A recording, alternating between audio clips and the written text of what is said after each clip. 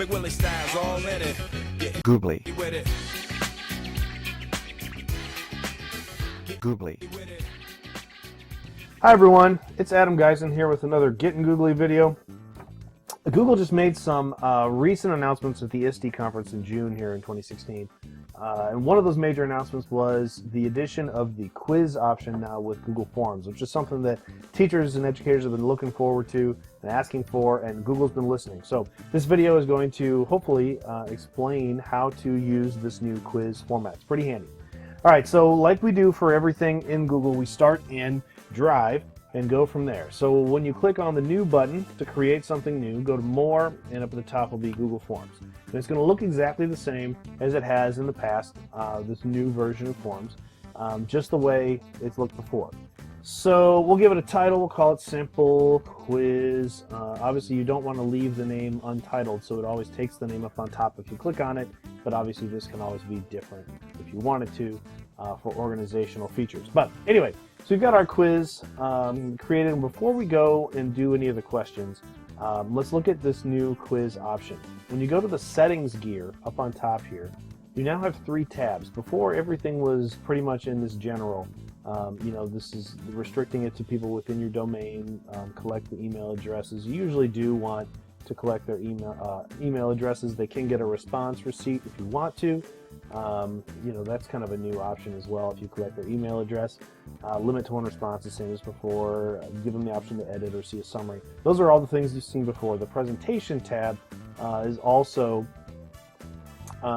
the way you can show the progress bar, shuffle questions. Same as before. Here's the new tab, the quizzes tab. So if we turn this on, we're going to make this one a quiz. And again, you do have to turn it on and off. It's not automatic. So you got to tell it to be a quiz. You have 2 options here for when they can see their score. You can set it up so they immediately see what their percentage is or the correct answers. Immediately after they get it, there'll be a link and they see those. Or you can turn it off and have it manually review and send it to them later. It does need to collect their email in order to do that. So for now, this practice, we're just going to have them immediately see their quiz. This is really good for formative assessment, things you just kind of want them to see right away. So you can also there's an option here of what they see when they see their score. They can see the questions they missed. You can turn on and off the correct answers if you want them to not have the right answers and go, take the quiz again. You can do that and point values for each question. So we've set it up. I'm going to not have them give them the correct answers. We'll see the missed questions, and we will save that. So now we're good to go. And there's no change until you create a question. So the first question will just say, what month is it? And we'll say this is June is the first option, July, and August. All right, so this is where it is new. The answer key button down here is what we're going to look for. So if you click on the answer key, now you have some new options, and this is all with the new quiz format. You can give each question a certain number of points. You tell the quiz which answer is correct. The nice thing about this is even in the multiple choice version of the questions, you can give it multiple answers and they would be considered correct. So we're going to leave it on July. Here's the thing I love, the answer feedback, and this obviously is also new. For incorrect answers, you can give them some feedback. So if we say, nice try, here's a resource. And you can add a link. So let's say this information came from, whatever website, or if you have an online curriculum, those are pretty handy too. So you can add a link and it will actually bring up the website when they click on it. So we'll take a look at that in a minute. Okay, so I've saved my responses. You can see those right here. Here's the correct answer. Here's an incorrect response. And again, if you can go back, you can edit these and go back and maybe I can add a correct answer response, like you're the best.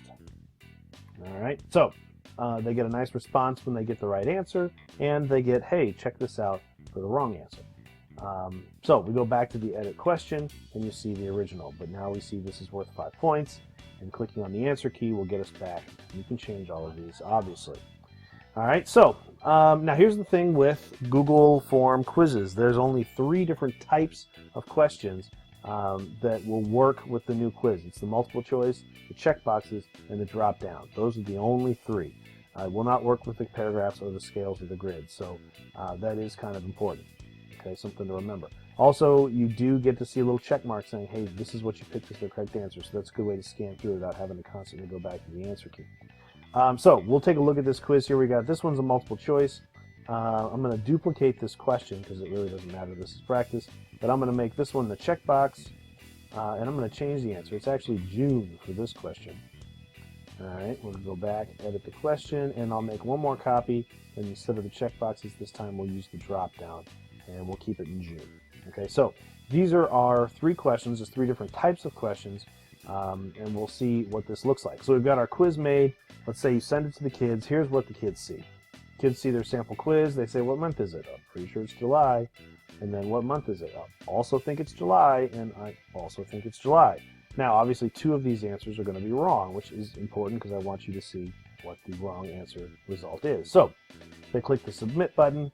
Now they have a view your score option, okay, which is not something that was there before. So kids view their score. All right, I got July right. Uh-oh, what month is it? Well, this one's wrong. Nice try. Here's a resource. That link will send the student to whatever link you put in there. Okay, I got this one wrong as well. Notice I didn't say that I wanted the correct answer, and they have their total points up on top. Really, really great format. This is a wonderful tool that I hope we'll start to see educators use. Again, this does not necessarily replace Flubaroo, which was also a really good resource for grading. I've got some videos that are made also in the Getting Googly selection that show you how to use Flubaroo as a grading system. Obviously, this is not taking the place, but it is another great option for using quizzes for your students, and you can connect these to Google Classroom very easily. Pretty much everything Google. In order to send these quizzes out, you can either send them to an email, or you shorten your link, put it on a website, or put it on your board even. And if you're going to include it in a website, you can actually embed the HTML. It's another great way to do it. If you use Twitter a lot, tweet it out. However you want to do that. Okay, great options here again to send the form out. So hopefully that was helpful. Again, Forms is a great resource and is getting better. Each school year we see more and more improvements from Google. We know that they are education concerned, and that is great for us, and it's all free. Let's not forget about that. All right, thanks for watching. This is another Googly session, and we'll see you next time. Take care.